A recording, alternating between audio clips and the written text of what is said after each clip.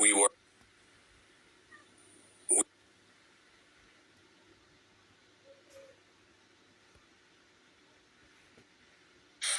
And based upon the setup, it is a political assassination attempt. And keep in mind that my wife was murdered in the uniform of OMC. And on top of that,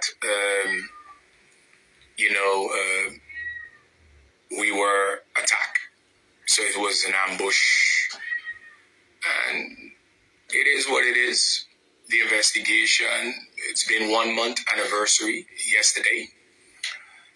And to be quite frank, Sint Maarten, the world is watching, and it has rocked every bottom rock ever, because the goal was to silence those forever from speaking and challenging the status quo that has created the greatest monopoly and the corruption that embedded and rocked our nation. So the person is arrested. They are sitting in a prison cell in Guadeloupe, in the French territory. So they were arrested on the French side, is that? I am, via my lawyers as well, I'm going to request that they remain in the French system, because I believe if they come to the Dutch system, they will be murdered, just like how they murdered a guy named Preto under the Helman wheel situation in Curaçao. So my French lawyers and everyone else, I believe, and I will express my French rights at that moment to make sure that that happened. And that way he can talk and basically say who were the people politically involved in the murder for hire. And according to the law, this is a terrorist attack as well, because I am a political figure that has postulated myself. And from that essence, you become the responsibility of the state. Let's shift gears a little bit, if we might. Yes. I would like our listeners to get to know a little bit about you, because I've never met you until today. Yeah. This interview was set up eons ago, and was part of our. You had requested time long before all this started. And I was actually in the U.S., I think, when all we went back and forth on WhatsApp. I then subsequently came back, ended up with COVID and the flu together, lucky me, and here we are. So day before elections. So let me know, where are you from? Where'd you grow up? Where'd you go to school? What is your business background? How did you get into all of this? Because I other than shaking your hand for the first time this morning, face to face, I've never met you before. And I like to know people that come into my studio. Good. My mother migrated to St. Maarten 65 years ago before she died 4 years ago. So if you put 65 and 4, that's 69, right? My mom fathered me with a gentleman from Curaçao by the name of Ruben Merler that has passed away.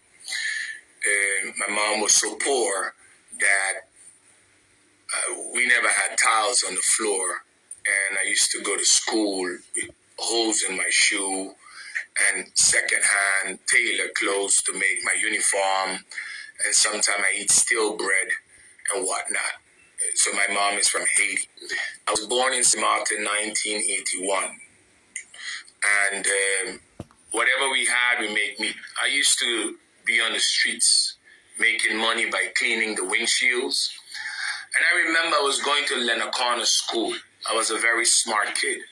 But at that time, they had a discriminatory practice being done by William Marlin, the principal at that time of that school, that we had to take immigrant kids and ship them to a school that is called John Lamoni, which they used to call bubblegum school, for kids that are slow in learning.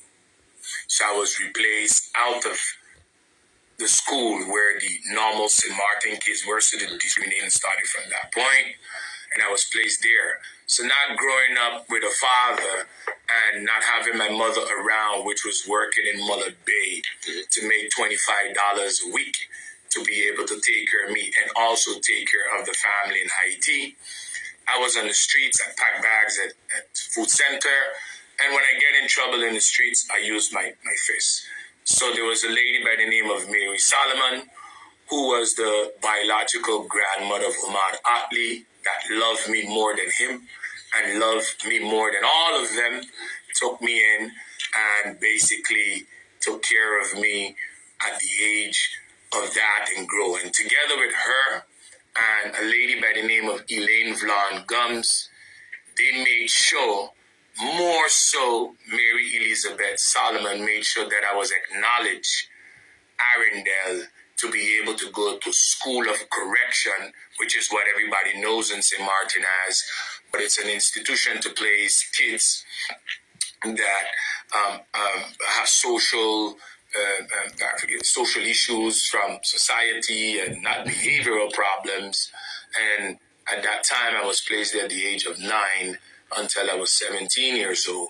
And that was one of the best time of my life. So I never grew up with a mother nor a father.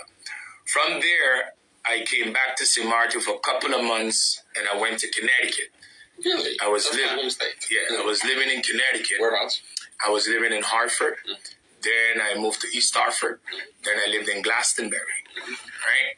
From that point, I used to sell Electrolux vacuum.